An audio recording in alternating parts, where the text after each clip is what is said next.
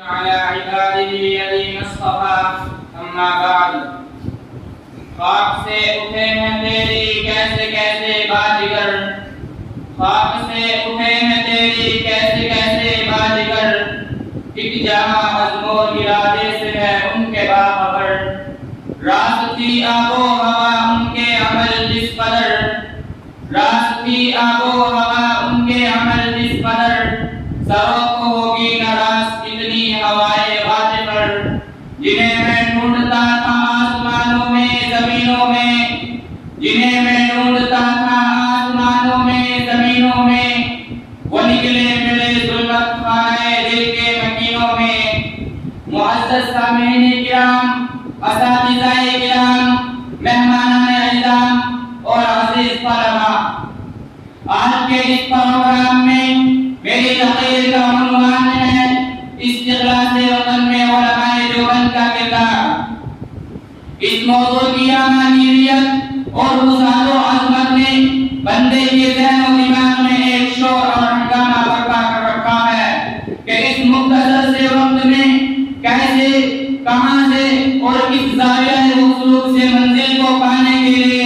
دوشے بنا پر سفر اسلامی کا آغاز کیا جائے سمجھ میں نہیں آتا کہ شعر و داستہ کیسے ہے معزز سامعین کرام تلک الایام نداولها بین الناس کے مطابق حالات نے ہمیشہ کروٹیں لی ہیں زمانے نے ہر دور میں اپنی تبدیلی کا رخ دکھایا ہے وقت نے حالات سے سمجھوتا کر کے اپنا چلتا ہوا دھارا بدلا ہے اور نور ایام ہر زمانے میں ایک سمت کو اپنے لیے باعث دم سمجھ کر جہد روانی میں تغیر سے آشکاری پیدا کی ہے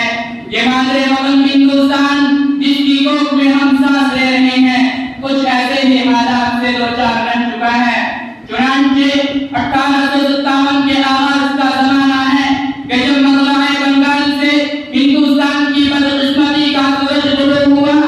اور اس کے صدوت و اقبال کا ستارہ یکایک غروب ہونے لگا تفرق و بربادی اس کی مقدر بن گئی فرنگی سامراج کے ظالمانہ اقتدار کی جڑیں مضبوط ہو گئی جبر و تشدد کا بونی گنجا اپنے ناجائز تسلط کا بھرپور فائدہ اٹھاتے ہوئے یہ اعلان کرنے لگا تیری قسمت سے دھرم آرائیاں ہیں داغبانوں میں ایسے حالات میں جب اہل وطن کے جسم سے عزم و عمل کی توانائیاں مسلوب ہو رہی تھی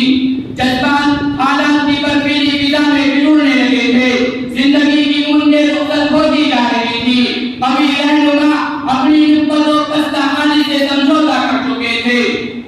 کبھی رہنما اپنی نقبت و پستہ حالی سے سمجھوتا کر چکے تھے اور مسلسل احساس کم تری میں مبتلا ہو رہے تھے چل گولیاں نشی مجاہدین اور رضاکاران دین و قوم جو نہ پیشہ ور سپاہی تھے نہ تنخواہدار فوجی جن کے پیش نظر ملازمت تھی نہ بادشاہی تقرر اور جن کا مقصد دنیاوی ناموری تھی نہ حضور خطاب بے سر و سامانی کے عالم میں یتوکل علی اللہ پردوش کفن یہ کہتے ہوئے میدان عمل میں کود پڑے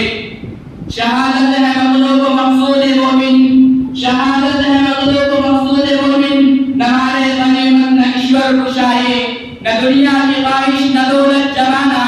نہ دنیا کی خواہش نہ دولت جمانا مقصد تو ہے ملک و ملت بچانا چنانچہ اس مٹھی اور جماعت نے ایک آزادی ہند کابینہ تشکیل دی جس کا امیر المؤمنین حاجی امداد اللہ مہاجر مکی کمانڈر چیف مولانا قاسم صاحب نانوتوی امیر جہاد حافظ ضامن شہید فوجی سیکریٹری مولانا منیر صاحب وزیر لمبے بندی مولانا رشید احمد گنگوہی اور ان کے ساتھ برادران وطن میں سے مہاتما گاندھی جی اور سبھاش چندر جیسے حضرات منتخب ہوئے جس کے تحت کھانا بھون اور شاملی کی محل کا آرائیہ عمل میں آئے کہ وہ وقت تھا کہ جب اہل وطن خاموش اور رہنمائے قوم و ملت قابل خدوش میں محو اصلاحات تھی کچھ بھی دنوں بعد دارالعلوم جیسے تحریک آزادی کی بنیاد رکھی گئی جس کے ہزاروں قیادوں نے ملک و قوم کی خاطر جان ہتھیلی پر لے کر آزادی کا بگل بجایا اور پورے ہندوستان میں بلا تفریق رنگ و نسل آزادی کی روح کھو کی گئی ایسے میں اگر مجھ سے کہا جائے کہ بتاؤ آزادی ہند میں علماء دیوبند نے کیا کردار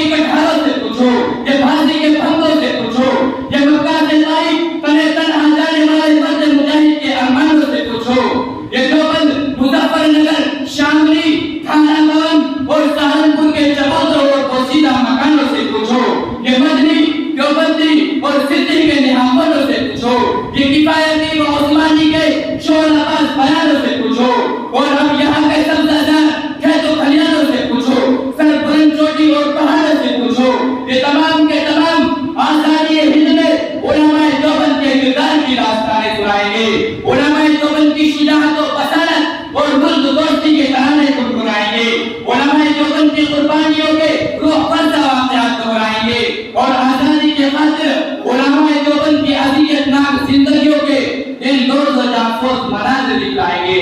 کیونکہ واقف تو ہے اصلاح سے یہ دار و وطن بھی، واقف تو ہے اصلاح سے یہ دار و وطن بھی، ہر دور میں تکمیل وفا ہم سے ہوئی ہے۔ میں ان کی جذباتوں پر اپنے